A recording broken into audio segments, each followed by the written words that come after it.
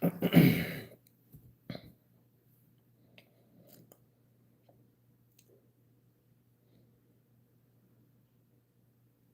do what? Hmm? You doing what? Yeah.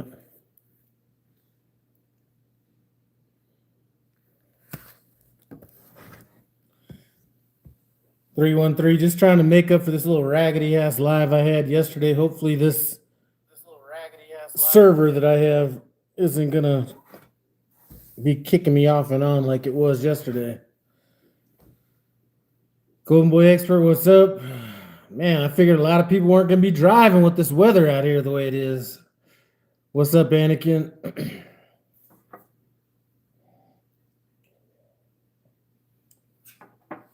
Frank.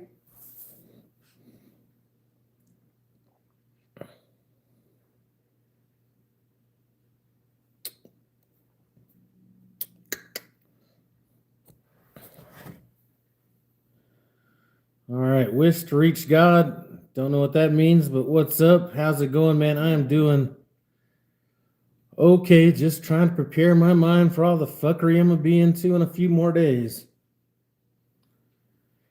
Headed to Laredo. That's a pretty safe little place to be going about now. I'm in North Platte at Fat Dogs. I love that place. Everybody's always going over there to that Pilot or, Bosselman's or whatever. The Fat Dogs is the place, or no, never mind. I'm talking about Grand Island. Same thing. That's the place to go. And yeah, I haven't been to the one in North Platte yet, but yeah, Fat Dogs, a good place to go. I know somebody else has kind of stopped driving out there, except I think they're closer to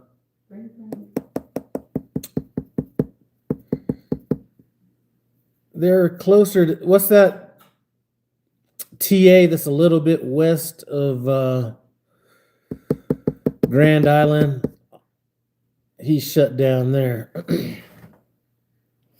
And my wife fucked around and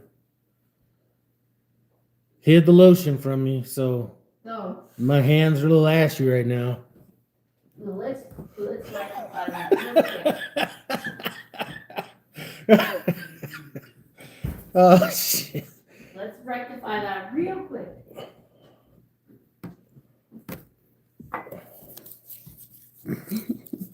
All right. Yeah, hide it. There's shit all over the house. All kinds of lotions. So you lying. There you go. Look at that. Look, you're brown. Look.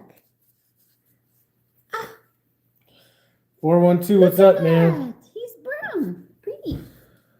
So anyway, I just came on here because yesterday my connection was all jacked up, so hopefully it's not going to be that bad today. But I did want to talk about a couple things that people have brought up to me that I haven't had a chance to answer yet. People talk, somebody was asking me what my thoughts were on this $1,000 deposit that Prime is charging company drivers. I really don't have much of a thought on it because it doesn't necessarily involve me, but I do think that at some point the nickel and dimery can get a little bit much. You know what I mean? I could maybe see. Listen, like I said, I don't have a dog in the fight. If personally I was to implement it, and it's probably why I'm not the fucking CEO or the president of the company, I would probably make that to everybody coming in brand new. Unless they're, if somebody turns in a truck and it's just egregiously bad, but the problem I think that I would be worried about is just skimming the skim. You know what I mean? Like somebody turns in a truck. I don't think if a company driver's been driving for, a year and a half, or however long that is, that they need to turn in a truck that looks brand new. So I'm just afraid that there's going to be a point where there's just charging for regular type of shit. And I don't agree with that personally. So that's my thoughts on that.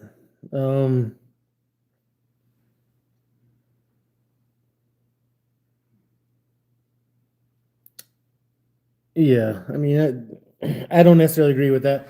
The other thing that was somebody asked me about, they said they've been driving at Prime for a while. They've been solo for about 5 months, and the fleet manager is asking them to train. He was thinking about training, but he thinks it might be too early. If you think it, if listen, if you're watching this and you're a Prime and you're thinking about being a trainer at some point, if you even think that you aren't ready yet, you're not ready yet. Don't get pushed into that. Uh, I'm not even. I mean, 6 months. I mean, it's wild that that's kind of what what the length of service is to where you can start training. And the more and more I drive, the less and less I think I know. Like, I don't think I'm gonna go out there and cause any damage or anything like that, but I still kind of look at myself as a rookie, and I've only been, I've been driving for 7 years, but I still feel like I'm a bit of a rookie. You know what I mean? And I think the first person that I trained, I probably had been. First of all, I spent 7 months in training, so there's a lot of time there. But then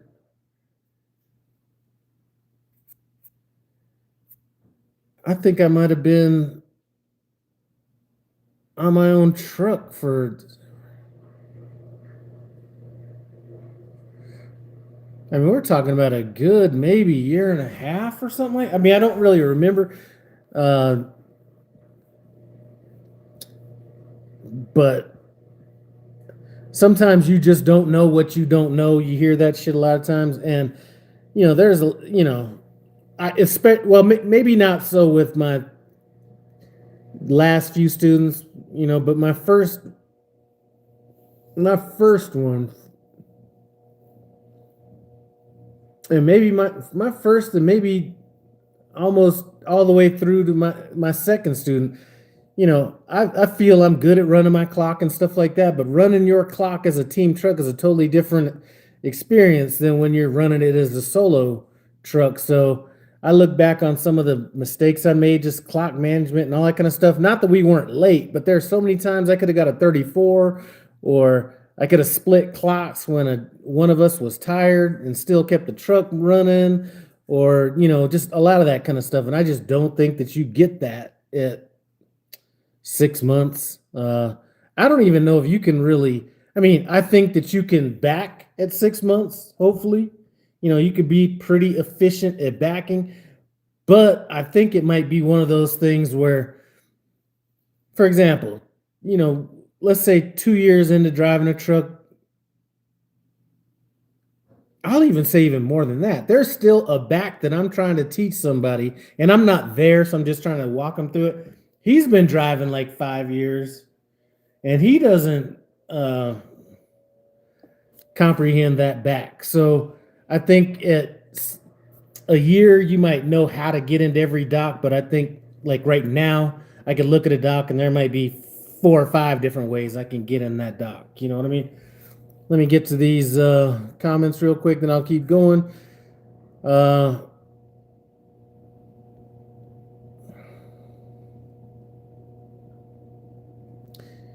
All right, 412, about ready to get out the truck stop around 5:30. Gonna chill at the shipper tonight. That's what's up. The deposit sucks even for carriers to charge 500 deposit for pets sucks, but I get it. I can see a deposit for pets because I've seen what these trucks look like with some pets in it. So I'll give them that one. But at some point, you just got to write some stuff off as a cost of doing business. You know what I'm saying? So if they're expecting these trucks to come in perfect when a company driver turns them in, and then they hit them with the cleaning fee, like, no, that's the cost of doing business.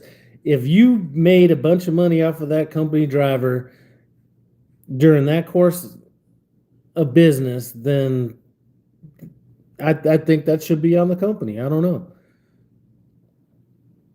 But as a company driver, it's the company's responsibility to eat the cost. That's all right. So yeah, I just kind of said that. If you work construction and break a saw blade, you don't pay for it. It's part of doing business. Yeah, so I kind of agree with that. Now, some of the stuff I just would not like. If there's broken stuff, like if a driver broke some fairings or did some stuff like that, that's not. If they start, if charging starts going on that, then I'll really start. That should be something that no company driver should end up having to pay for. But again, all right, so I'm kind of done with that part of it.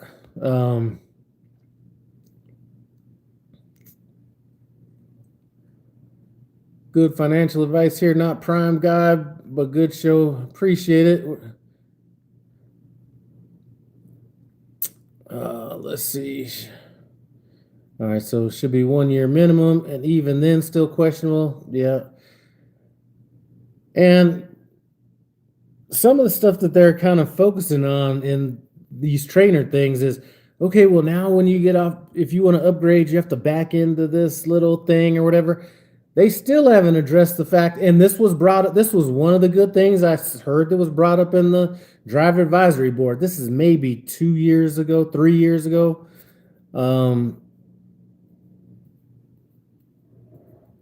I still see trainers coming through with, or hear of trainers coming through with trucks that are just like completely filthy. I heard that there was a guy that came through to test out, and it happened to be a highway patrol officer who was going to test this student out and refused to do the test in that truck. It was so bad. Those are things that should be, like, we've been talking about this for like forever. This should be one of those things where fuck a drug test. I mean, you got to do drug tests, but if somebody's going to come in and they're a trainer, that truck should get flagged just for somebody to peek their head in there and see what's up. So,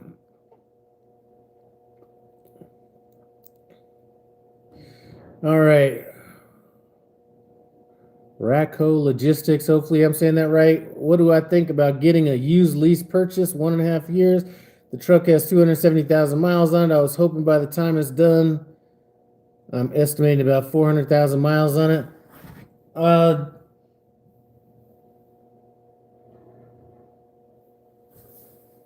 I guess it would all depend on how much you're buying it for. I've heard of a couple different ways that they've done that. If it's the lease purchase you have, then there might be an amortization schedule on that. They'll tell you how much you could buy it for, but then there's somebody else that was saying that they go by current market value, so that could be a little bit different. I don't know if it's the lower of the two of those or what, but however you can get a paid off truck would probably be the way that I would go.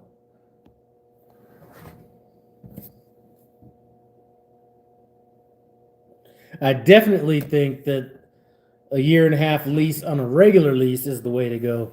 I made the mistake of getting into almost a 3 year lease when I first got out on the road with intentions of actually doing a lease purchase. So that was just kind of a waste of money right there.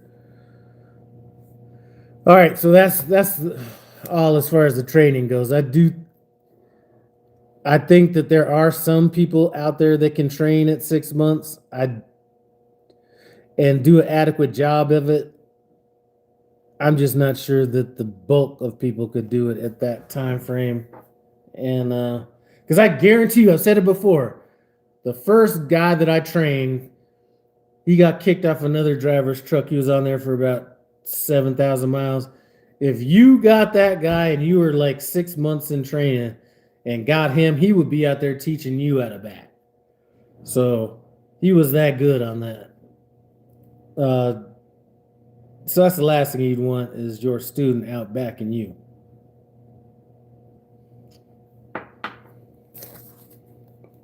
All right, so then the other thing, somebody was asking me, how do I take so much time off on Hometime? I don't think they've watched the channel all that long, so my truck's been... Yeah. Oh, sorry. What? None. What were you going to say? I was going to say, yeah, I don't think they've watched that long. Yeah. Thinking of a couple that maybe this past year has been a little bit better. However, there were several years that we barely saw you, with the maximum being about 6 months before you came home. So obviously, they've not watched. We're talking about solo trucks here. So anyway, What's my strategy as far as home time? They heard people saying if you start home time on, like, I don't even know what these days are, but if you start home time on like a Wednesday and come out on like this date, then you're never gonna go in the hole and all that kind of stuff. And I never really worried about that too much. To me, the money's the money. It doesn't matter how you break it down, what day you leave, what day you come back, all that kind of stuff. Days ran are days ran. I don't care how you break them down. Sort of like clock hours. The hours on your clock are the same, no matter how you break them down. They're still the same. Whether you do a full 11, you do some splits, the 70, whatever. So days off for days off. First of all, and I'm just talking about solely with me and this one truck, because people can go back to when I was out on the road for like 5 months and shit, when I had multiple trucks trying to offset, that damage. But just being one truck, what my philosophy is I take off 2 days for every week I'm out, because if in-house people or regular working folks are taking off 2 days off a week, I'm gonna take those 2 days off a week too.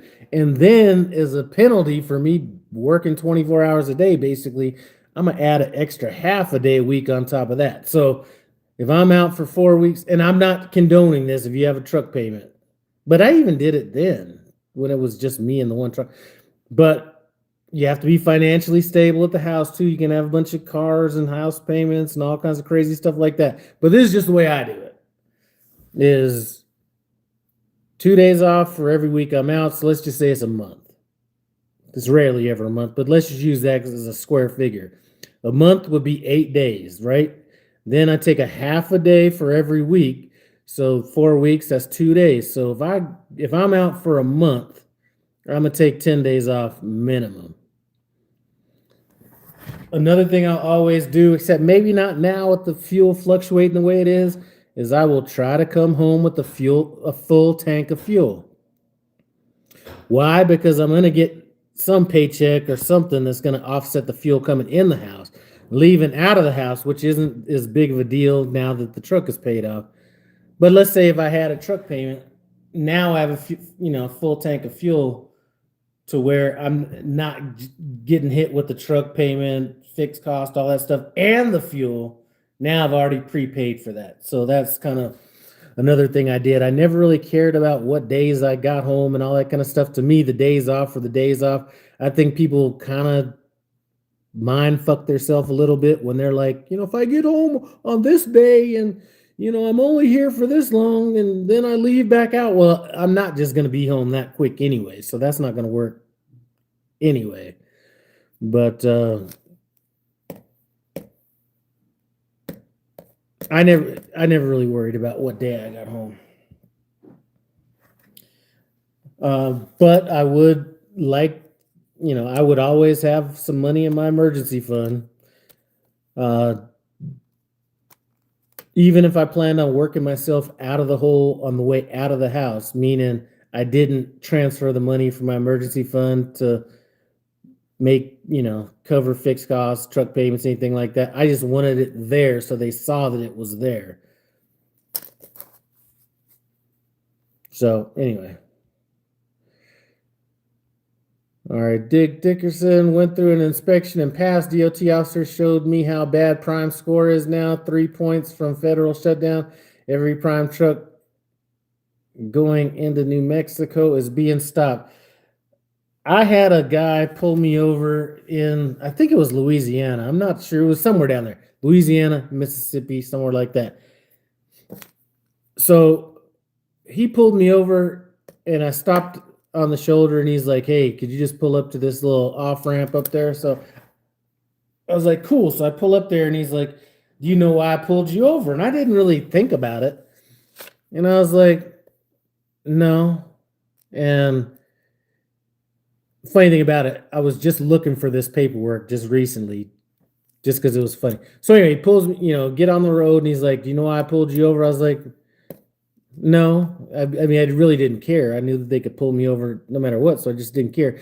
He's like, well, I'm sitting over here in this median and I got this license plate reader on my truck and when you drove by, it brought up, your information or whatever it was, and then the company information, all this kind of stuff. And I noticed that your score was pretty, or, the company's score was pretty low. So I decided to pull you in, stop you for an inspection. This is like 1 o'clock at night, right? So he goes back to his truck, and, I give him all my logs and all this kind of stuff. He goes back to his truck. He comes back with all the paperwork, and he gives me a paperwork of Prime's like last 2 months or whatever. It had everything on there: truck driver's name or trucker's name, truck number, what happened with the inspection, all this kind of stuff. And so basically that was why he pulled me over. I just looked for that paperwork just the other day because I was talking about this, maybe not the other day, like within the last month and a half. I was looking for that paperwork because I just found it odd that this guy had given me all the, everybody else's information. So, but here's the thing. It's sort of like being Swift or whoever, Prime, Sierra English, whatever. For you to say you want to be a trucking company or a training company, you got to eat everything that comes along with that. So you can't expect to be training people and not having people running over landscape at your terminals or just doing little dumb shit. I mean, you got to eat that one. So saying I'm going to be a training company and then expect our scores to be on par with companies that aren't training companies is like trying to swim without getting wet. It's impossible. And you cannot micromanage your way into that. Like some of the times they're just like, this is low hanging fruit and you should be able to do this and do that. Well, I understand that. But for me, everything is slowed down. But you take somebody that's just came off their trainer's truck, they have too much shit clogging up their mind to be thinking about, oh, let me verify my logs. Or it could be that or a number of different things. Stuff is just coming at you at such a high speed it's not coming at you at a high speed. You can't decipher everything that fast. So you're just missing certain things.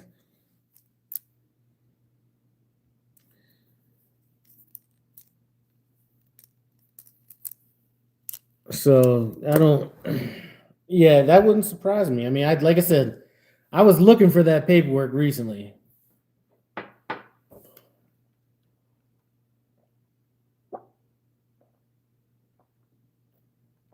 And the funny thing about that inspection, there were times that I did not fuel up my reefer on duty because I was showing enough. Like, there's not going to be no DOT officers going to be out there comparing my logs to my fuel receipts and all that kind of stuff.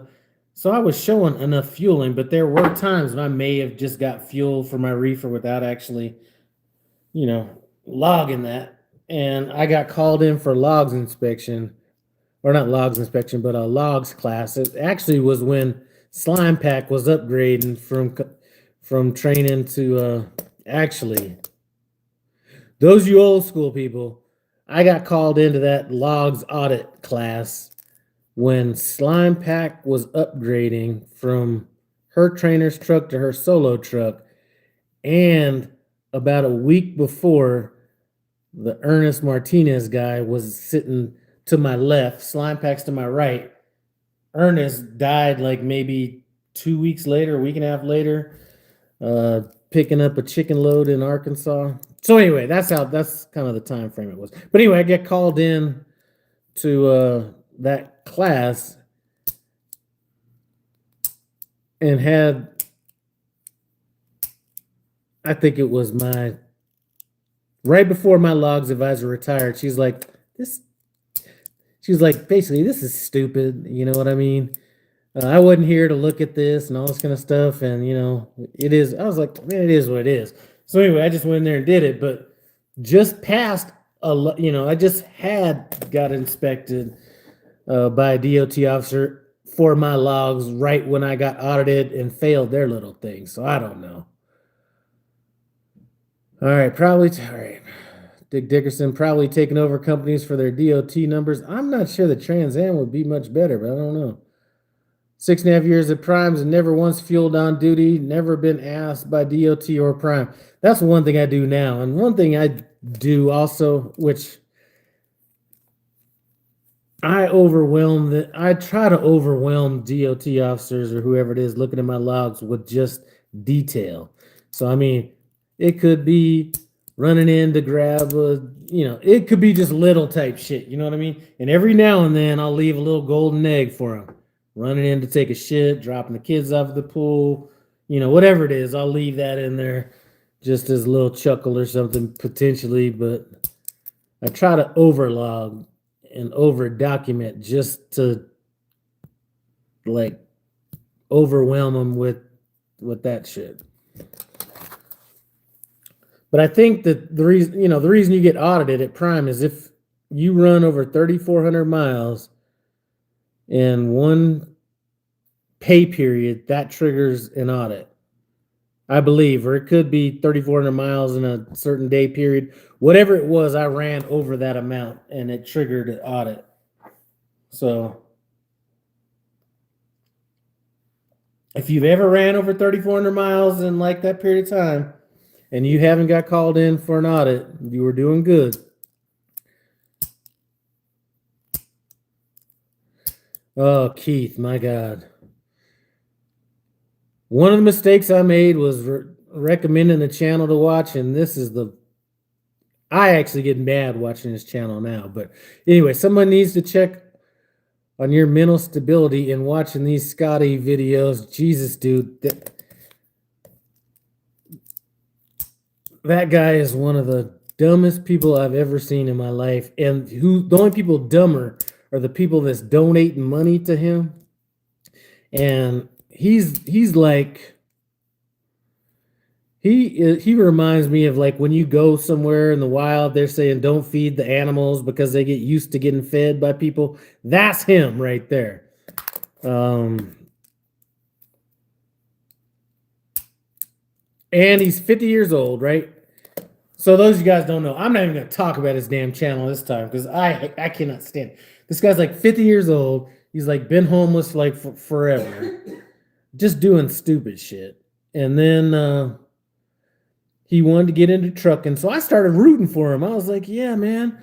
I mean, I've seen a lot of people turn their life around. This would be a good little case study for me to like show people like a year from now, look where this guy came from.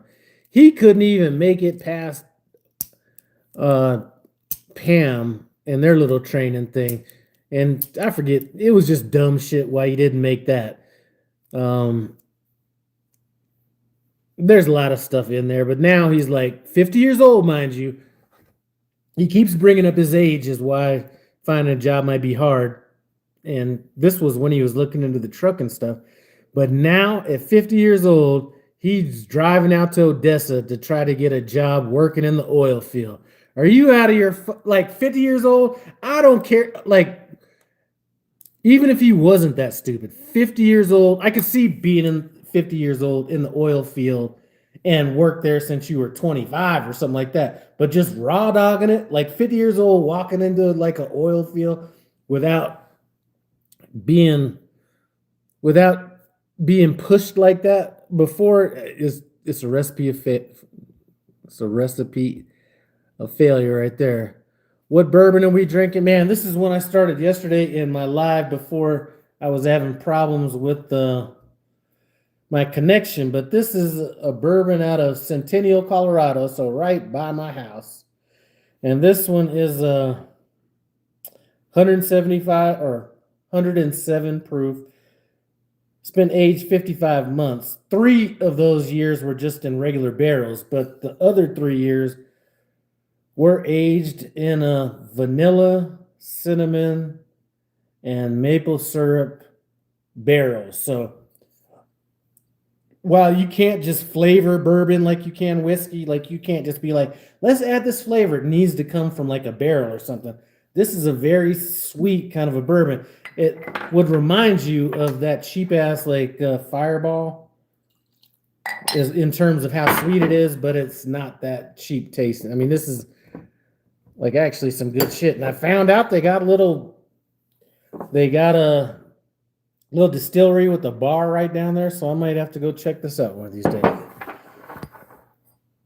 Oh, naturally created.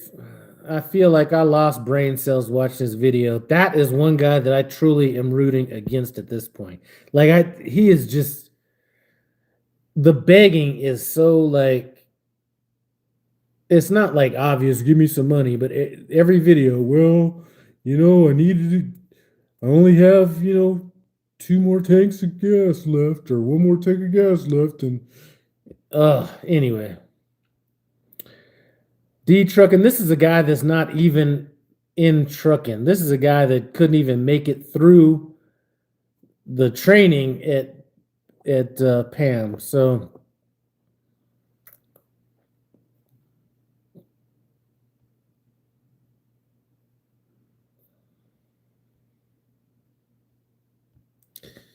all right, Poplars, man, I walked into some drama about certain bears. Yeah, that channel right there.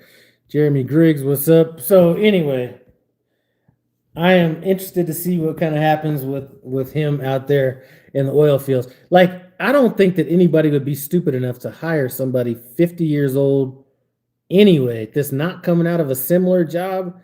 I mean, everybody could say age is just a number and all this kind of shit everybody talks about. No. 50 years old, starting out in the oil field and ain't worked like a real job in forever. No. 25 years old, definitely, potentially.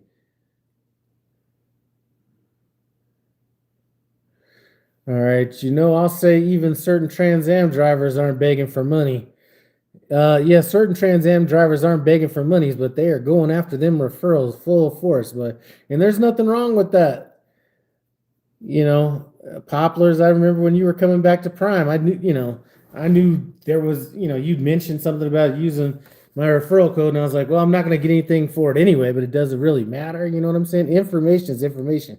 You can't just one thing I will say about the comments you just said is that's not necessarily a prerequisite for a conversation with him, but anyway.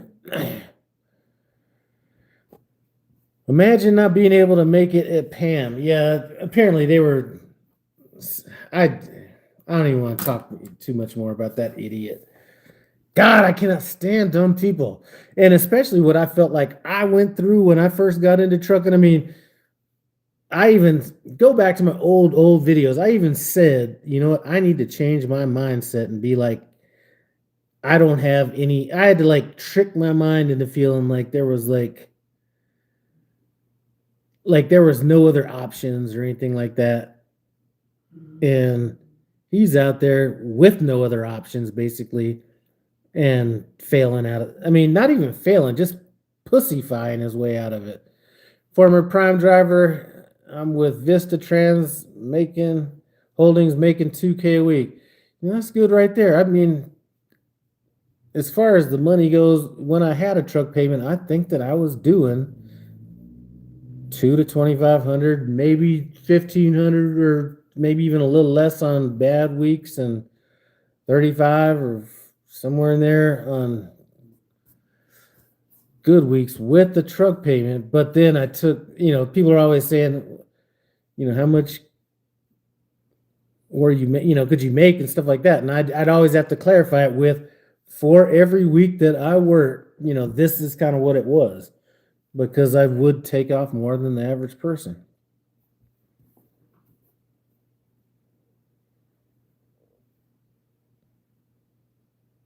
Shoot, but now with no truck payment, I mean, I had some detention come through on my last settlement.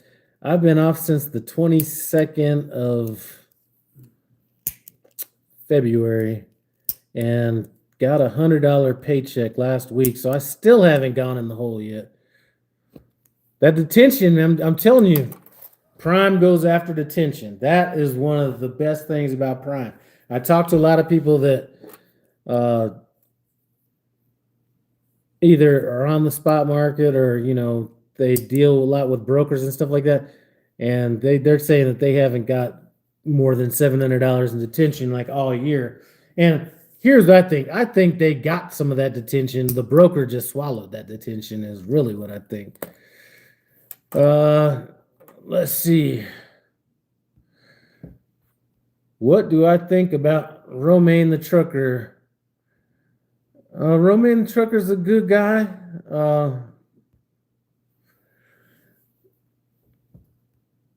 We would talk on occasion, stuff like that.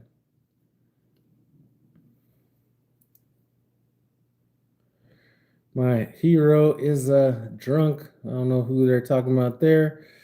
Unrelated, but holy heck, this weather. I don't think I was even getting good lows before make money this week. I'm gonna need Prime to go after this detention. Man, reading some of this is a little hard, especially when words are a little misspelled here and there. But yeah. Prime will go after that detention. And man, I'm telling you, this winter is not trying to give up.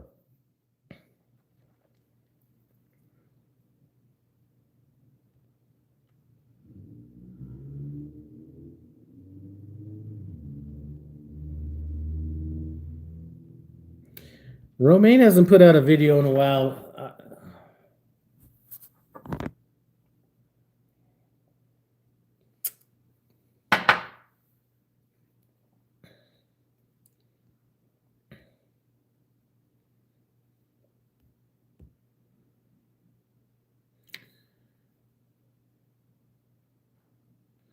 All right, you need a new shift. Trucker Richie Rich is just a failed lease operator, always talking about how bad Prime is. See,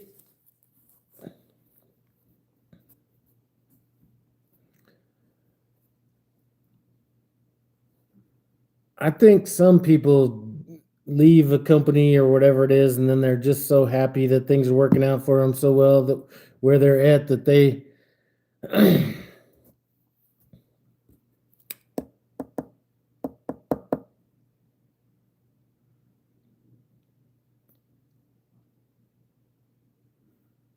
I think he's just over. I think he's very ecstatic about where he's at right now. From what I've heard about it, it's where he's at right now is a good company. I'm not sure I could do it, but he keeps calling me the 1% of people that made it, and I'm telling you, there's way more than 1%. I just happen to be one of the only people talking about it on YouTube because I know definitely that there are people that I talk to on a weekly basis that I know a couple of them have their trucks about to be paid off here pretty soon. I don't know if Ed's in here or not, but Ed's one of the guys that he's doing well on a regular lease. I think his next truck's going to be a lease purchase. Rich's River Smokers, he's been doing well since. So I think it's just what niche you kind of fall under. And one thing I thought about in the very beginning, which I think a lot of truckers fail to do, and I kind of failed at it in the very, very beginning. Even though I knew what I was going to do, I was still stupid enough to get a new regular lease truck. So I ended up losing a little bit of money on the transaction as far as what I'd already put away for my completion bonus, but I still had a long-term view. Of all the people that are talking company, listen, this could be any company, whatever. Without a truck payment at Prime, there's nobody out there. If it's like I said, it's not all about money, but there is nobody out there unless they're doing some highly specialized stuff that's going to be comparable to that. And not just regular reefer, drive-in, none of that stuff it's not even comparable.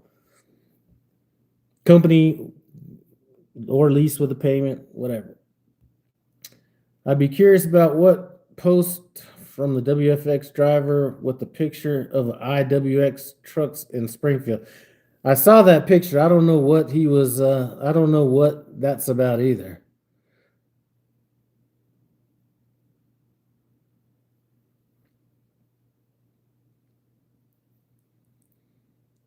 Since WFX bought IWX and shut them down, man, I don't know. Is Jim C good? I think YouTube got to him. I think Jim C's in Springfield right now. At least that's where it looks like he's at on my little 360 app. I think he's in Springfield. I think Jim is. I think Jim is a little bit.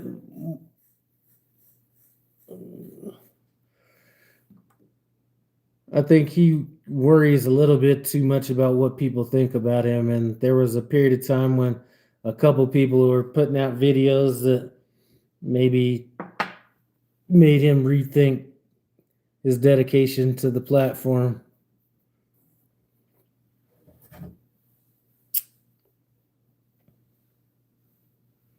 Now, I'm not a huge fan of all this stuff. You know, the whole Prime, WFX, Trans Am, all that stuff. Not because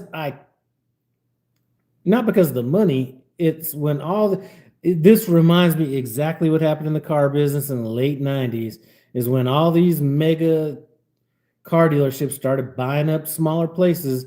It started trapping drivers a little bit more. So there used to be more freedom of movement in the car industry. Then all this consolidation started happening. Now you can't go to as many places because one guy might own like 10 different dealerships. So I don't necessarily like this part of it.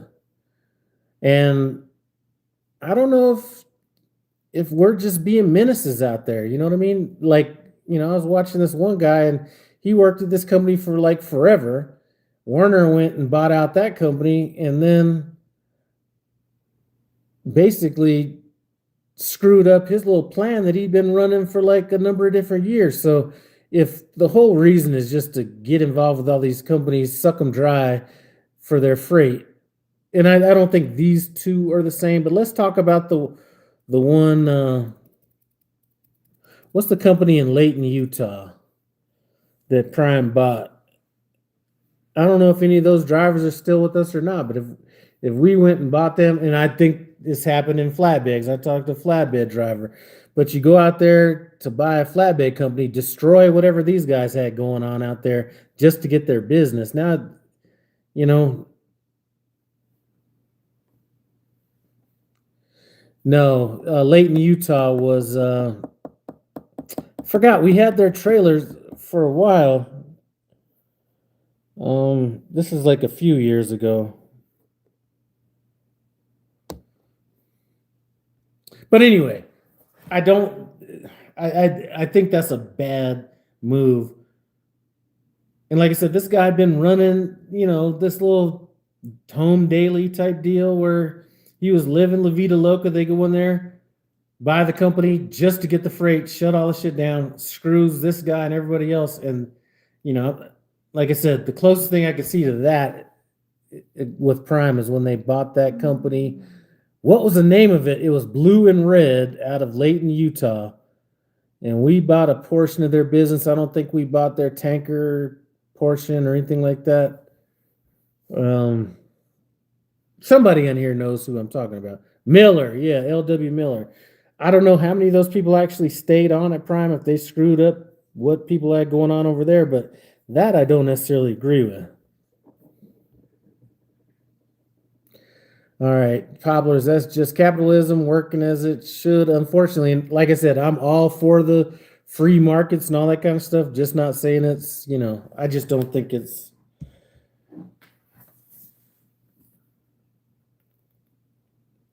It is what it is, but I just think I think it's bad in the long run, to be honest with you. I remember they sold all those Volvos almost instantly on pedigree. Okay, Prime isn't the issue. It's the fact that people back then made it seem like you would fail if you didn't go to Prime Inc. Man, there's plenty of places you could go without going to Prime Inc. And succeed. I listen, I could have gone to Swift, I could have gone to Trans Am, I could have gone to a number of different places, and I don't think I would have failed out of it. And one of the reasons is I think that a large component to success or failure is not being out here trying to buy every goddamn thing you like. You know what I mean? When it was time for me and my wife to buy cars and all that kind of stuff, I don't even think the car I just bought was $10,000. It might have been $9,000.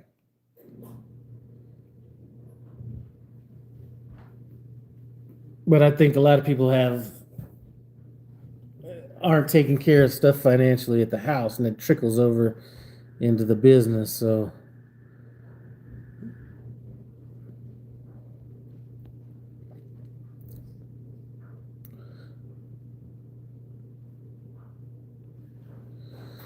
all right, little dude, that's funny to hear with the way people hate on Prime. Boy, people do hate on Prime.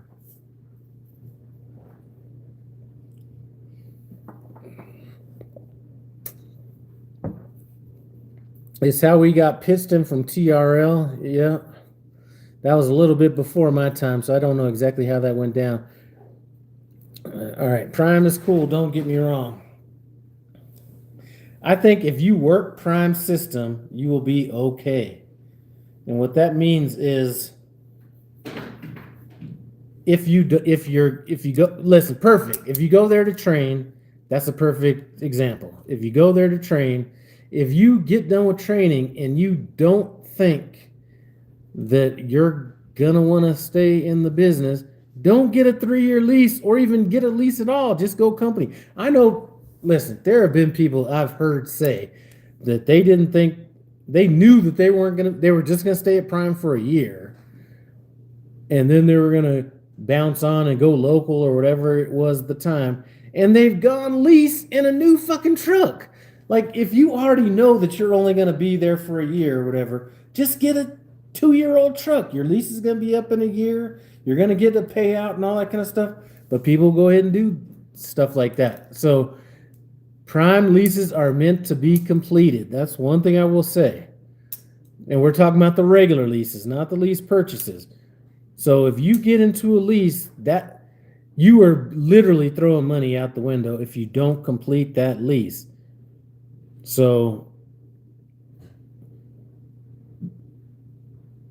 that's one thing to take into account.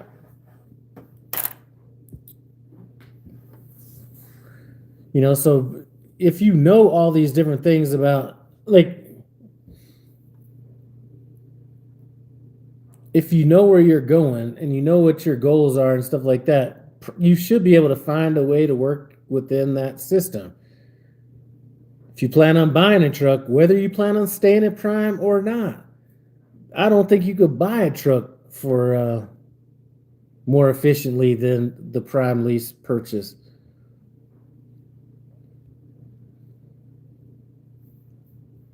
There's many ways to skin a cat. I'm not hating on Prime, and it is just funny how things are. Busy Blake was the main one hyping up Prime. Now look, you don't hear from him.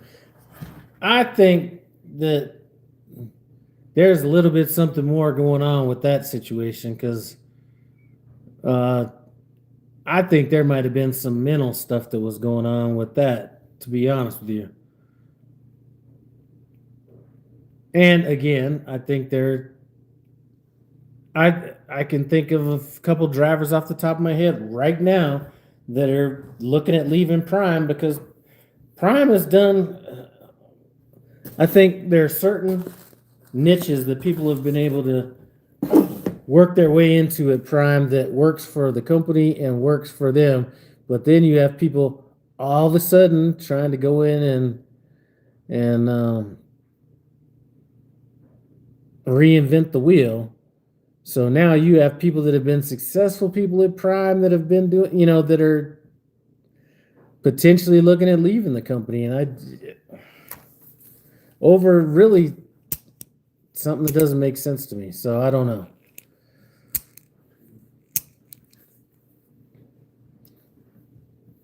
But Blake, actually, to be honest with you, Blake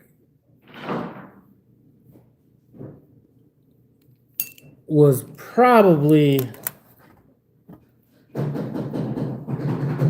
and he was very smart about the way how he went into it. Like, he was definitely about them referrals, and he definitely was making money on referrals. But then stayed a company driver, did all that, did his time on that, then bought some trucks. I don't know what happened after that, but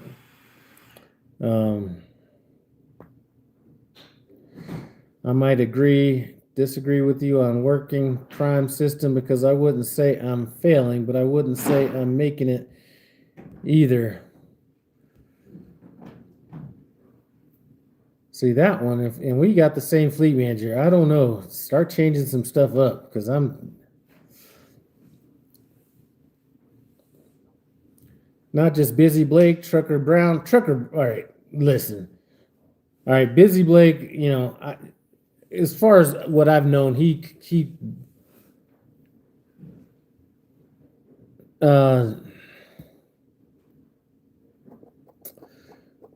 Trucker Brown, though, I think he was more of a, you have some of these people that are about YouTube and some of them that are about business. I never thought that he really gave all that good advice as far as business went.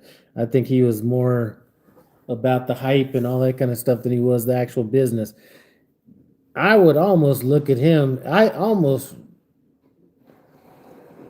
As far as he goes, I never really, even when I was like brand new, even before I got into trucking, like I never looked at him and thought he was a successful truck driver. I never looked, like I knew he could drive a truck, but I never looked at him and said, oh, he's doing business the right way.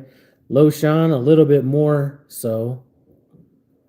I think actually Loshan had videos that I actually saved and watched a number of different times in regards to leasing.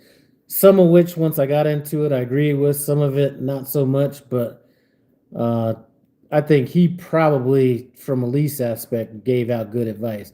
Trucker Brown, I didn't really find him to be anybody that I would want to copy.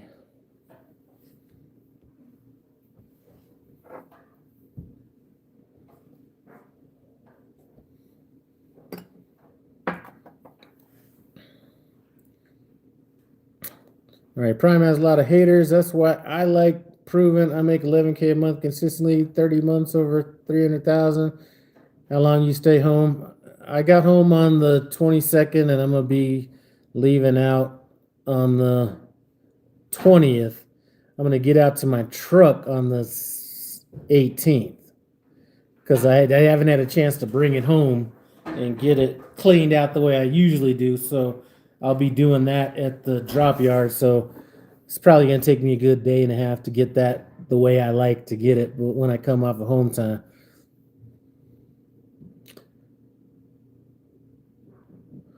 All right, TB is a company jumper. Again, somebody that I never really looked at as, I thought he was entertaining as a YouTube person. But you got to remember, when I first got into this, you didn't know who to watch and who not to watch. As time went by, I started going more for the substance than, than just the little comedic value, I guess you could say, of it.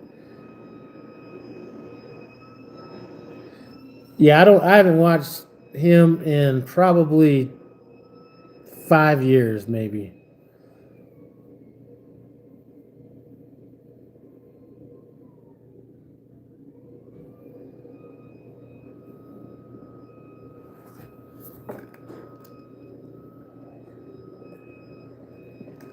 See, Jerrigan, that is a good topic. Man, I'm going to tell you, I'm very excited about this one. This company is from the city of Colorado that I live in, Centennial, Colorado. It's called Branch and Barrel. This particular one here is called Three Way. It is a 107 proof bourbon that was aged 3 years in bourbon. It was aged 3 years in the normal barrels that bourbons are aged in, the brand new charred oak barrels and stuff like that. Then after that, it was moved into barrels that it contained. So it was finished in barrels that were vanilla, cinnamon, and maple syrup. So unlike whiskey, you can't just add that directly to bourbon and call it bourbon. The flavor only came from the wooden barrels that the whiskey or that the maple syrup and all that stuff was. So basically, the barrels got dumped and all that kind of stuff. And then once all that stuff was dumped, then they put this in those barrels to pick up those flavors. The shit's awesome right here, I'm telling you. Then they had another one that I just saw that was honey and coffee barrels or something. So I might try that next time I'm home, because I won't get through that barrel this bottle before it's time for me to leave. But I drank this yesterday on a live and I kept losing connection. But this I thought it was a little too sweet at first when I started drinking it. And I tell you what it did. It reminded me of like a Fireball whiskey, which is a very cheap ass whiskey. And I'm not talking about the ones in grocery stores, because some of those Fireballs that you see aren't whiskey. They're actually malt beverage flavor with that. If you buy it at a liquor store, it might be the whiskey. But anyway, it reminded me of that. But then once you really started drinking it, you were able to kind of, and smell it, you were able to kind of dig the differences and stuff like that, and the quality. So anyway, that's that. Poplars, okay, TB used to beg for money on his lives and get pissy. Yeah, that's another thing. Selling information. See, this is what bothers me. Okay, let me finish this comment, though. He also used to beg for money on his lives and get pissy with the chat saying they don't care about the info because they're not donating money. Here's the thing. I would be somebody potentially that would pay for some information. You know what I'm saying? Because the more information I have, the faster I'm going to get past that arc. But the problem was he wasn't giving out no good information. I mean, if you're going to come up with some information, come up with something that's going to help somebody. You know what I'm saying? He was just like, what's the best information he had? Some of the information was just stupid. Like, why am I going to fucking weigh every fucking load? This is like condom. I forgot. This is like a condom. Or I forget what it was. Like, I haven't scaled a fucking load in probably 3 years, maybe. It may be more than 3 years. But he's constantly wanting to scale loads. I mean, I think one of the smart things he was saying was, bobtailing in bad weather is not a good thing, and that was like true. But can anybody tell me like any information that they got? I don't remember it. Hit the cash app for the algorithm. No, don't need to do none of that shit like that on this channel here. I think a lot of his information was definitely directed at the extra rookies. But what, even a rookie? Because I was watching him when I was a rookie before I realized that this is like, there ain't no real substance here. Pokerhead, you look that up? Yeah, if you're into bourbon, look it up. Branch and Barrel. Branch and Barrel. This is like 11 miles from my house. They have a few different things I might try out down there.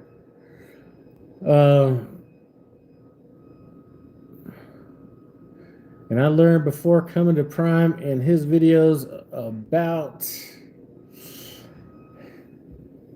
how the clock works. I don't even think he knows really how to watch.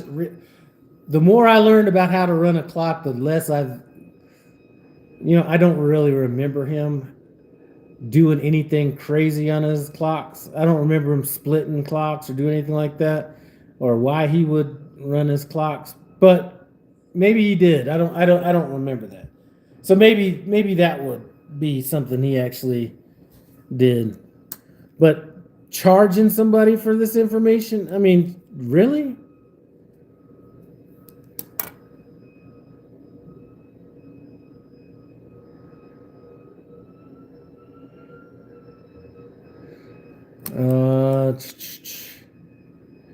I'm surprised these carriers don't shut these content creators down for being compensated for their videos and not logging it online. For maybe if they were getting paid directly from the company. I think it's always I think that was always his best information was about the clock. I like me some good bourbon. Man, I'm telling you, Pokerhead, if you are looking for a nice, sweet bourbon that it's on the verge of being overpowering. So what I was thinking about doing before I kind of got used to it was buying some Wild Turkey 101 or maybe some Old Granddad 114 and then like doing like 75% of this, 25% of that, and then just making my own little mix. But I've kind of got used to it now, and actually I kind of like it.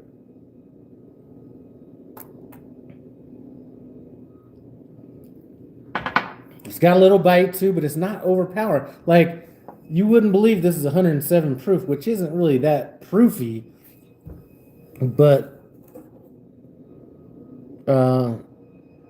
it doesn't really have that much of a bite to it.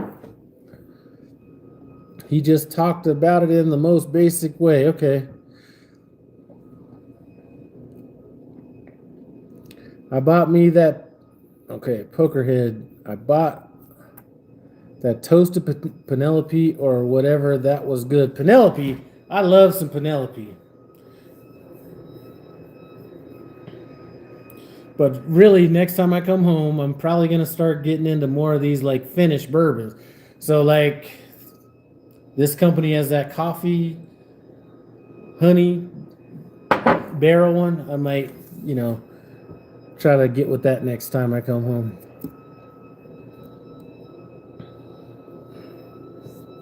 But it's snowing out here in Denver, man. Let me tell you, I woke up this morning and we got like 5 inches of snow last night. It's supposed to be 57 tomorrow, 70 the day after that, 80 the day after that.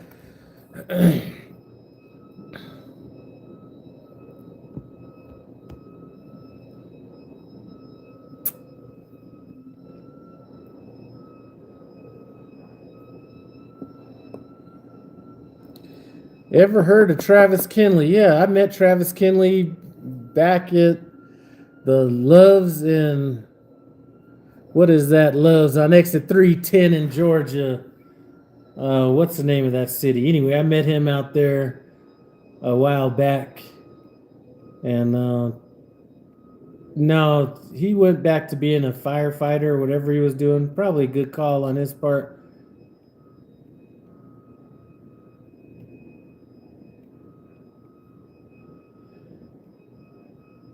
Definitely won't be any of that Jack Daniel honey. I cannot stand whiskey that's flavored like that.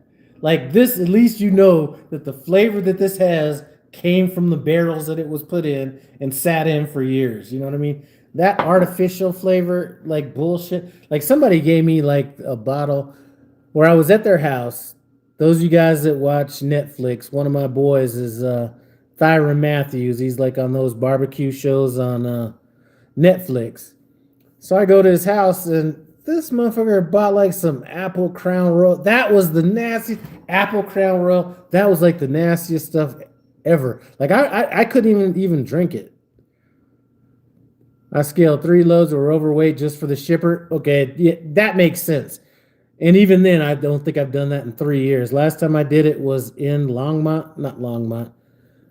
Fort Morgan, Colorado, and I was heavy on that, so I went down to that Rialta place, scaled out. But that's been at least 3 years. And I've scaled. Okay, so the other times I've scaled was each time with the student. Maybe I may have missed 2 of them. But I usually try to scale with the student just to kind of show them how to scale. And then every new truck that I got that was different, I scaled that truck empty with full def, full reefer, full fuel, and just to get an empty weight on it. So I did that on my 2019. I did it on my 2022, and then I think those might have been the only two. Yeah, because those were only two changes. And then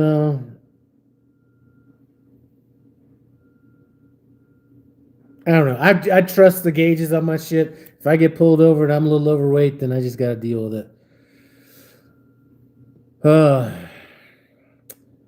I never, from the paperwork I weighed, putting the drives at 33.8, I know I'm legal. That's another thing. The guy took a lot of heat at Prime for saying, as long as you're 3,400, as long as you're 3,400 on your front, you should be fine. I was doing that shit before he even said it. Now, I know there's times when that's not going to happen, like when you get loaded up too much or your paperwork isn't accurate. But if my paperwork is showing I'm like 40,000 pounds, something like that, I'm not even going to go check the back. I'm going to slide my tandems. I'm going to look at my gauge as I'm sliding my tandems. Once it gets around 34, I'm going to stop, push in my shit, lock it in, and I'm out. I'm not running back and forth, checking shit. I know I got to be right? So I'm out. Crown salted caramel. Oh my God, somebody gave me that. I did a video. No, I don't think I did a video. I posted a picture when I was at at a woman's house that I used to work with. She's like 77 now. And the owner of my company came over and she gave me a bottle of that Crown Royal salted caramel or whatever. And it was way too sweet, first of all. But then, I'd had a couple drinks of it and stuff like that. And then she's like, oh, you could take it with you? Or aren't you going to take it? I was like, no, I'm just going to leave it over here so I have something to drink when I come over. That stuff was horrible. She's the one that, I got a lot of these pictures from. I scale loads or I feel like the load is suspect. Yeah, no, I can't do that. That's a waste of time. I don't even like stopping once I get a load. Throughout my 4 years of trucking, I never scaled my loads. Man, as long as I got a scale that I trust in my truck, the only thing I got to worry about is the trailer. And whether that's correct or not, I automatically know, unless I'm heavy all over, I guess I could be a little. I, for the most part, got to be okay. And I'm willing to take a little bit of a chance.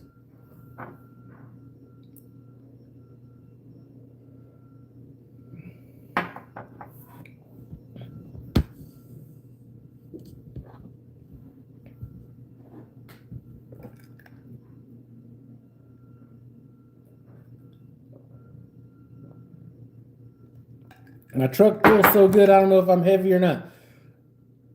One of the other times I had to scale was I got a load it was one of those Walmart vendor 57805 or whatever loads, Memphis, Tennessee, right there by that bullshit Love's out there.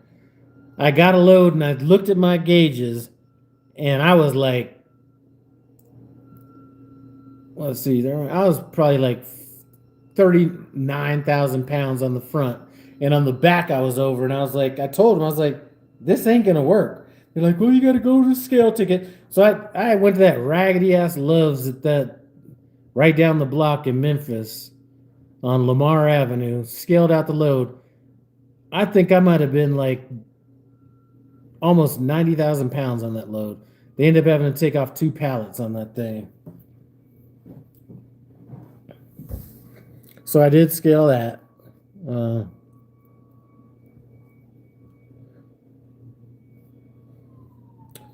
My 43,350 load, I rolled into scale 33,910 on drives and 33,4 on tandems. I know what my weights are. Yeah. And hey, I know I've gone over scales when I've been a little bit heavy. I went over one scale, over one scale. I forget where I was at, somewhere in the Midwest. It might have been Nebraska or Kansas or something like that. But I roll over the scale, and it's one that has like the numbers when you go over it.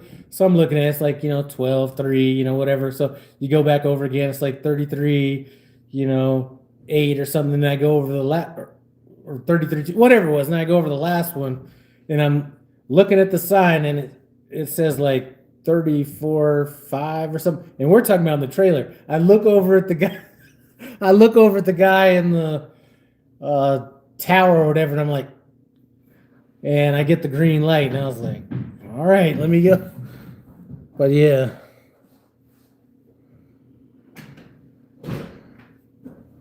Little dude from the 63rd. I use a scale in my truck. If the needle is around 60 psi, I know I'm okay. The one good thing about the ones at Prime is it actually tells you what the number is on it. And I need to recalibrate that next time I go through Springfield, because I don't know why I did it, but I was like, you always want to be safe. So I was like, if I'm 34, like if I'm going over and my weight's at 34, let me set that at 34.5. So I have 500 pounds of wiggle room. I need to set that shit like right on the dot. So I'm going to do that when I leave here and go to Springfield.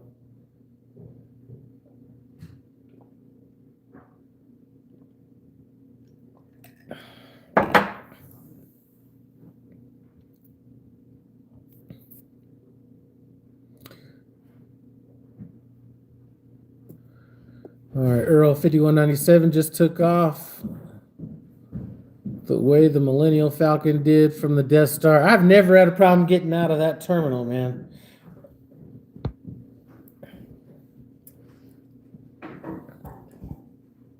Like, I've never been trapped up there. And one of the things I'll do is I'll check in the morning, like if I'm ready to go, is, I'll see if they have anything. They're like, no, we don't have any loads or whatever. And I'm like, okay. Then I'll go back in there like 9 o'clock, 10 o'clock at night, and they've always had a load when I go back in there. And a lot of times they're just like regular loads, like picking up at Schreiber, picking up at McCormick's, or picking up at George's Chicken. I'm not a huge fan of picking up loads that are coming into the terminal that somebody's dropping there, because it seems like every time they do that shit, I'm like, it's in the shop.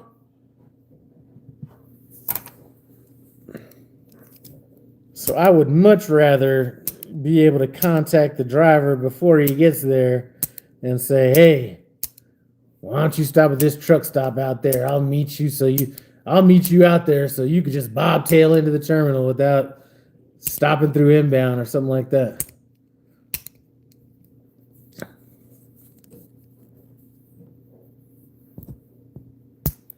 Missing paperwork. I haven't had that one yet.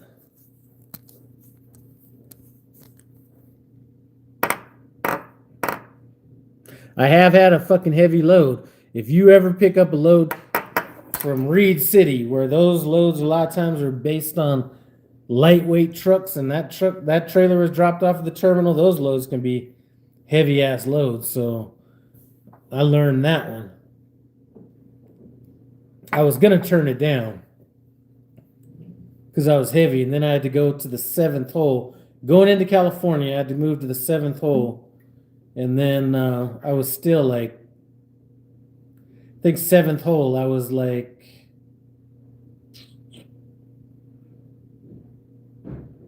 I think I was like 400 pounds heavy on that.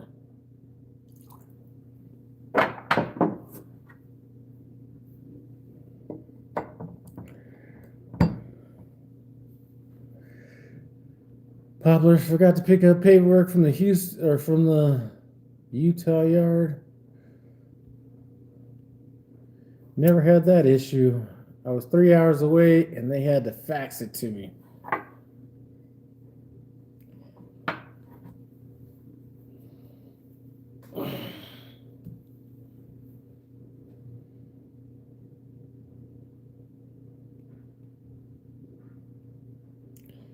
Well, I got to give it to my wife. Well, she's out there shoveling that damn deck.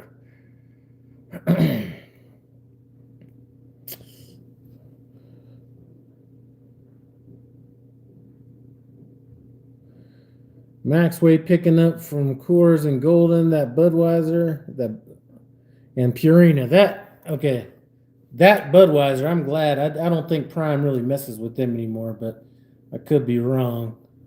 I do know somebody that picked up at Coors, but those loads pay so little. I'd rather just bobtail out to Nebraska than going and picking up at either of those places. In Purina, I don't think we do those at Prime, but the Purina is tiny. It used to pick up there a lot with Trekker. One thing about that Purina place is it doesn't smell as bad as it used to smell back in the days when I was growing up. That place the whole city used to smell like shit.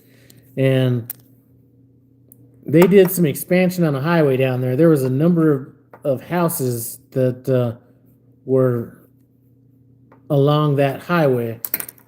Bullshit houses, not really worth shit, because nobody wanted to live there. Well, the people that sold those houses, I know I'm a friend of one of the people that mother sold that house, and that was a pretty good windfall for them. But they live right there by that Purina place. We do Purina with Prime. I just hauled one from Fairburn, Georgia. I'm not sure I want to do that one.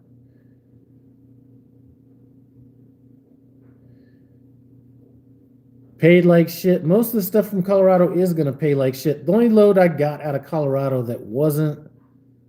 First of all, I don't want to go to the Greeley place anyway. They're supposed to be striking on Monday as is. Great. But the only load I've done out of Colorado that I really thought made sense was a water load. I forget where it picked up at, but basically, Denver area, going out to North Platte or North Platte, Nebraska. And then I picked up down in Grand Island or something. That made sense. But some of the stuff is just too much of a headache. Like, why am I going to subject myself to the headache of picking up this bullshit beer load? Like, they have rules that don't make sense just not to make sense. Why do I need to scale my shit if I'm picking up a drop and hook on the way in? It doesn't make no sense. Cargill from Colorado to Florida is $4K minimum. Yeah, a lot of those loads in Colorado pay a lot of money. As a matter of fact, I can still remember my fleet manager now. When I turned down one of them loads going to New Jersey that was paying, I forget how many miles it was, but it was paying like $4 something a mile. And I was like, yeah, no, I'd like to respectfully decline this load. He's like, okay, I'll decline this, $4.38 or whatever cent load it is, and I was like, much appreciated. But that JBS in Greeley is bullshit. I've known people that have gone there with washout receipts and got turned away. I don't know if they like get a kickback from this washout down the road or what the deal is, but they're never on time. The trailers are way too close to each other. There's always fucking mud over there.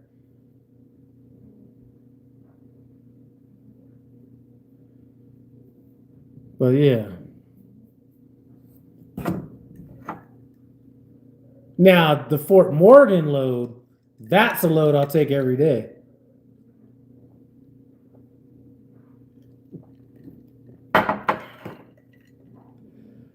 Yeah, Pokerhead, don't have your trailer have damage on the inside either. Yep, that too.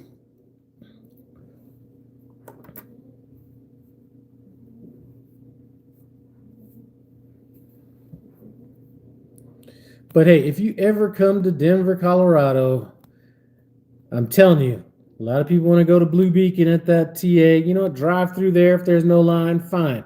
If you see a line there, just leave and go across the street to the Sapp Brothers and go to that Eagle truck wash over there. Not half the headache. Usually there's no line. Maybe a couple people, and definitely if you want to get your entire truck washed, they really get down on that.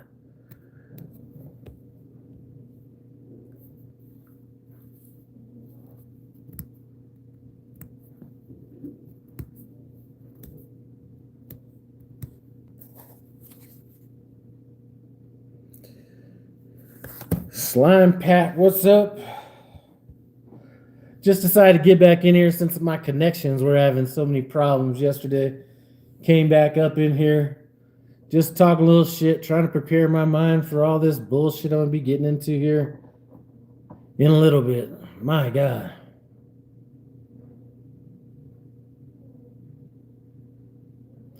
Big pile up on 80 in Wyoming, eastbound shut down until 1800.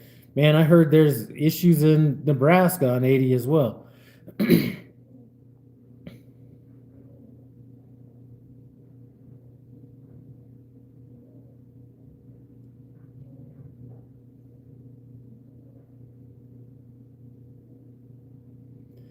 Yeah, I figure if I leave out of here on the 20th, let's say, because I need to get to Springfield ASAP. So I get out there with, then I burn up a little bit of time out there. I just want to burn up some of this winter. I am tired of messing with this shit. I've been dropping all my load locks and dropping hooks. I need to go hunting in some empties. Definitely do that.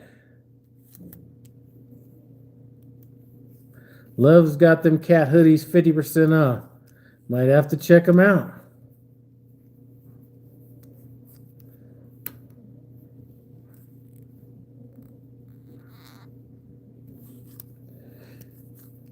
Yeah, see, this is right up my alley, Slime Pack. Don't gotta iron nothing, don't gotta do shit. Back in the days, though, listen, when I was in the mortgage business, car business, listen, my shirts, I would use so much starch on that was my thing. It was like heavy starch, it was like all that. My shirts were so starched back when I was rocking the tie and all that. You could probably rip them. They were that damn starch. Just joking, but one of the only tickets I got in the last long ass time was for not having a seatbelt on, because the last thing I wanted to have was a seatbelt on with that heavy starch shirt. And I used to do that mainly myself. Every now and then if I got behind on ironing, I'd take it to a shop and tell them to do it heavy starch, whatever. But anyway, I'm just saying that because Slime Pack loves ironing her shit. Load locks aren't cheap. I just bought 2 for like 140.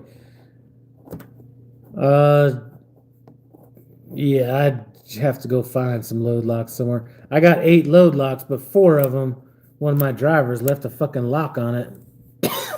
Now I don't have the key, and I forget. See if somebody can cut them off when I go through a terminal. I was talking with the U.S. Express driver. His truck has 460K on it and usually trade them in around 500. I got 403K on my truck right now, and that bad boy is bulletproof.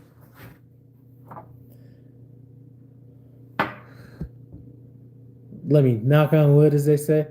I just used the shower credit the other day just to iron my clothes. Man.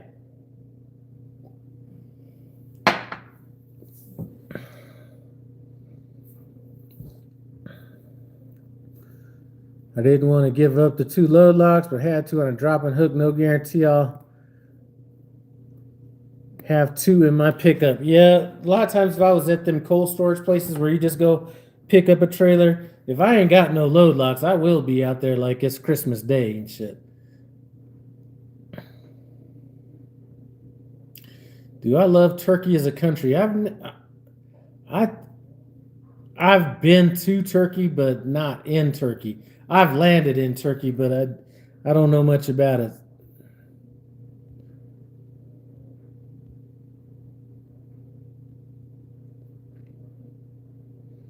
been too cold to be walking around shippers looking in all empties. That's why I only have 2 right now. Definitely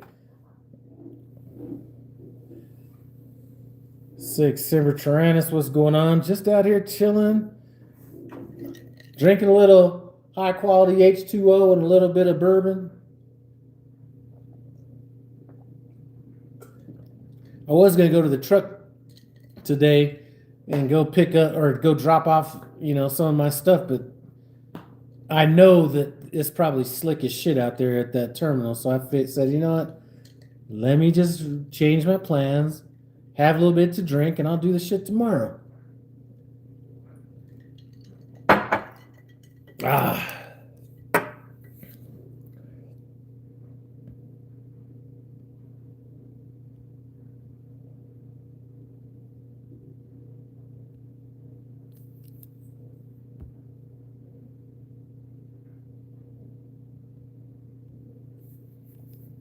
Yep, supposed to be 80 degrees today. I plan on getting out of here, so I'm looking forward to that.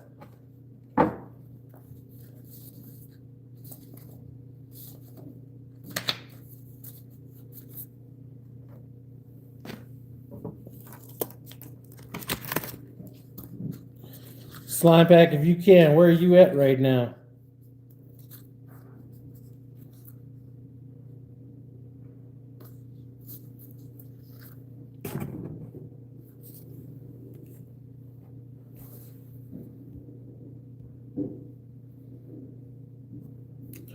What's the deal with the internationals? Is Prime going to sell them?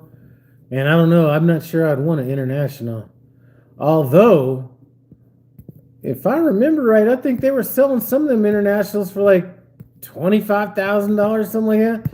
I mean, shit, at $25,000, I think I might be a player for one of those. North Carolina delivering in, I don't know if they pronounce that Mebane or Mebane or what, but I know that petrol always has spots out there. Them internationals have a new S10 engine in them. Yeah, them internationals are just like, there's just a certain aesthetic beauty that I really have a problem going below. And that one of my boys, he's probably not in here right now because he's probably just got done driving over Donner Pass, which is dry. But he traded in, or he completed his lease on a international, got a Peterbilt, and he's just like, man, I can't believe I ever stayed in that truck. Yeah, I don't know if I could I'm not sure I could like a Freightliner, but just the way the whole top looks, where the windshield goes to like that, just that whole part. But at $25,000, like I'm saying, if you could do, you buy one of those from Pedigree, run it for 3 years, I mean, you could, that's instant profit right off the bat right there. Naturally created today marks 3 years since I got my CDL through Prime. Time is flying. Yep, I'm coming up on my 7th year here in just a little bit. April 1st.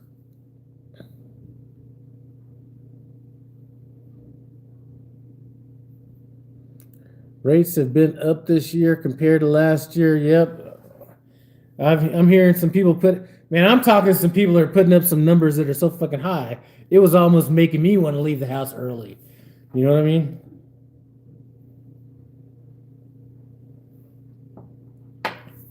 So, yeah. And I don't track my shit like that much. And I'll tell you on a number of different levels, but, I talked to some people and they're like, yeah, I ran this same exact load like 18 months ago. And I'm like, man, I forgot what I fucking ran last week. I am not looking at shit that's, that in depth. But, I was also talking to somebody and he's like, I want to come to Prime, and, he was like sending me all these messages and shit. And he's like, how much did you spend on maintenance last year? how much did you spend on tolls? And how much you spend on fuel? And I'm like, I don't even like, why I'm good at some of the shit I do, whether it's in the mortgage business or this, is I don't get caught up in the shit that's not gonna, like, I don't get caught in the minutia. So if it's not like something directly affecting me, or I'm not really trying to solve something, I'm really not looking that deep into it. So it keeps me focused on the shit I need to be focused on. Sometimes I feel like if I get too hyper focused on what was my fuel for this week or what were my tolls this week, like my mind is like not in the right place. And it's on a lot of the stuff is stuff that I really can't have too much of an effect over anyway. So I'm the last. Listen, if you're watching this video, I'm the last person to ask those questions of how much I spent on, maintenance last year, how much I spent on this, how much. Like you would ask me how much money I got in the bank, then I could tell you that, But yeah, I'm not gonna be able to tell you, what tolls were, what fuel was, like what my deadhead percentage was. Like I'm not gonna know any of that shit. All right, Slime Pack grossed 7,000 last week. Had to make sure they didn't overpay me. Man, 7,000. That's a good ass week. What do I think about Germany? Never been to Germany. The load I'm delivering tonight will put me at 5K in revenue for the week. Yeah, well, I cannot wait to get out there in summertime where you can just pick up a load and don't have to be doing no like weather planning, none of that shit. Like, man, I can't wait. Although, I tell you what this year has done for me is I've always been kind of picky about different routes I like. And, like I think as far as drivers go, I'm a little bit more I think a little bit more about what routes I'm gonna take than I think a lot of people are. And me just helping a few drivers made me try to avoid some of the stuff that's been going on this year.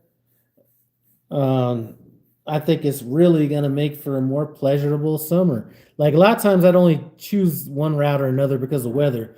But now that I've been running all these different routes so often, it's just like, I'll probably just do it out of pleasure more than, reasons. I don't know. All right.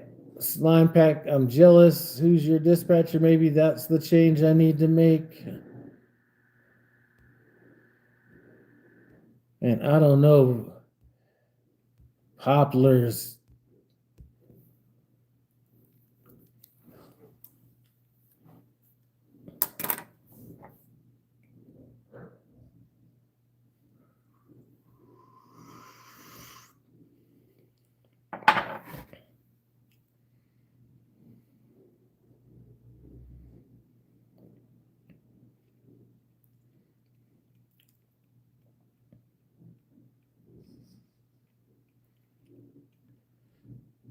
Slime Pack, if you just didn't want to give the initials and you wanted to just send the full name to me, I could send a message to Poplars.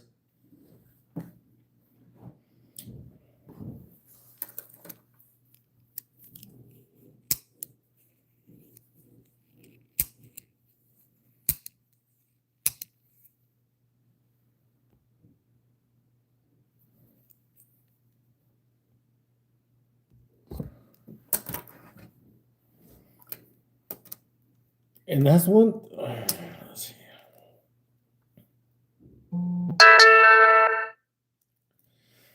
All right, appreciate that. Jasmine, I will forward that over to Poplars there. I'm here right at 7,300 for the week. And I will shut down on 80 in Cheyenne for 2 days. Man, 80 has been crazy out there. One of my boys just snuck through there like a fart in the wind, going out to basically Oakland. He threaded the needle on that shit so good. He slipped through 80 without hitting any of the severe wind. And then now he's out on Donner, which has been getting killed. That shit's dry right now. And I mean, I guess you always got to make it back across, but we're hearing about a heat wave, so he might be good for that. Do you ever see yourself jumping on a load board in the future? No, not really, man. All right, see Jerrigan. I have 5,800 in revenue just delivered, waiting on a pre-plan. Man, if anything, I might just need to just get out of the truck. Like, I just thought about this. Trucking's taking a lot out of me, just physically. So I'd almost thought, I got the guy that bought my last Peterbilt. He's wanting to potentially buy the one I'm in now. And I was like, you know what? I didn't want to leave the money on the table that's in my little success leasing rewards, retention bonus or whatever it was. And I'm just like, maybe I just got to sell this truck to him and take off like 5 or 6 months and just get shit handled on my, just get shit handled personally and then come back out, or a year, whatever that time frame might be. I'm kind of tossing that around. Or just driving, tell my fleet manager, this is what's up. I got to bring this down to like 2 weeks out, maybe 3 weeks out, 2 weeks off or something like that. But these are things going through my head right now. Load boards aren't the freedom people think they are. You gotta almost be glued to that thing.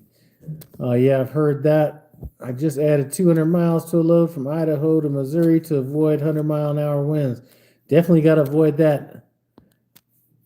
Man, talking about I-25 to I-80 going into Rollins. I saw at least 10 semi-trucks rolled over. There were a ton of semis rolled over in Colorado between Cheyenne and like maybe that Love's just like in Colorado.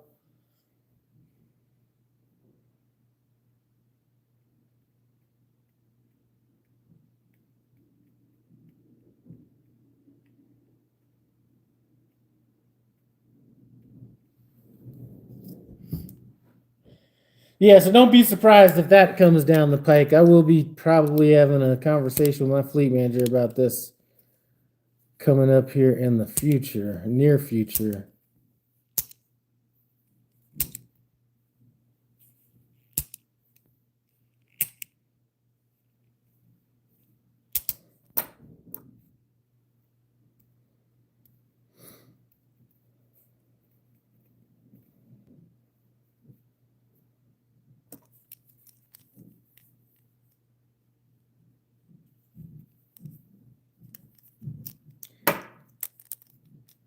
And I feel guilty out there. My wife's shoveling off all that damn snow. I'd already been having some issues with my right knee and hip, and I strained that shit this morning, slipping on that fucking ice, walking into the gym this morning. So I'm not feeling like dicking around with that, but she's putting in that work.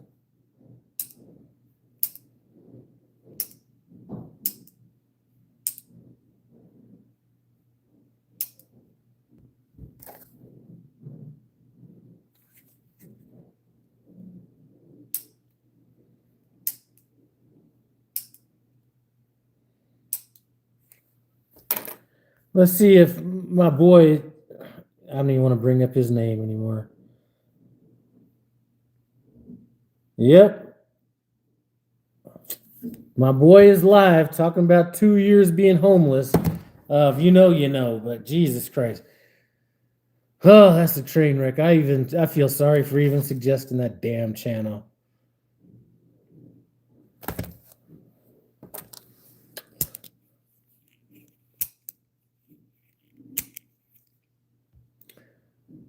All right, shit. Well, we are an hour and 39 minutes into this. It has been good not having the...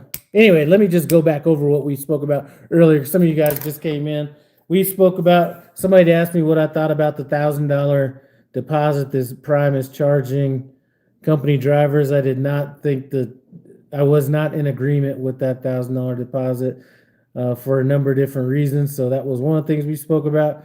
Somebody said they were thinking about training at Prime. Their fleet manager's been asking him, but he's not 100% sure that he's ready to do that yet. And basically I just said that if you don't think you're ready, you probably aren't ready. And I mean, wouldn't have felt comfortable with it, until I was at least a year in. So we spoke about that. Um, and then home time, just some of my strategies as far as home time go. Mine's different than everybody, but I think one thing I've always done, regardless if my truck has been paid off or not paid off, was always going home with a full tank of fuel. It's one thing I always like, coming out full tank of fuel, just so that's not another expense that hits me. And I never really worried about what day I was getting home or what day I wasn't getting home for work reasons. Now, if I needed to for home time reasons, that was a different thing. But the days are the days. I think too many people get stuck up on, if you get home on like a Tuesday or Wednesday, then you drop a load and then you get this and then anyway. I never cared about that. First of all, because a lot of people that use that strategy aren't home long enough. So if I'm not home like 4 or 5 days, wherever these people are talking about, isn't even enough home time for me to even think about. So we spoke about that. So those are really some of the things that we spoke about. So anyway, Slime Pack, take a break from trucking and start back the cooking channel. If I start up that YouTube channel, that cooking channel again, I would literally need to I would need to take classes or have somebody really teach me how to do shit these days, because the way people are filming and editing and all that stuff is I wouldn't even know where to start these days. Just the equipment itself has probably changed. I was using Nikon camera. I forget what Nikon camera I had. One was a fisheye lens and one was like a regular zoom lens. But I mean, everything has changed. I'm not even sure I could even get back into that. And I really, just even getting back into cooking again would be a hard thing to do. Poplars, don't worry about that shit. I'm gonna send you the name of that fleet manager here in just as soon as I get off this damn live. And Slime Pack, we were speaking earlier, when I got called into the logs class or the logs audit, because I failed my audit the same week that I passed my DOT inspection that was really only auditing my logs. You were sitting to my right, and Ernest was sitting to my left. So, yeah. I mean, things didn't work out as well for Ernest as I'd have liked, but things seem to be working out well for you, so that's good.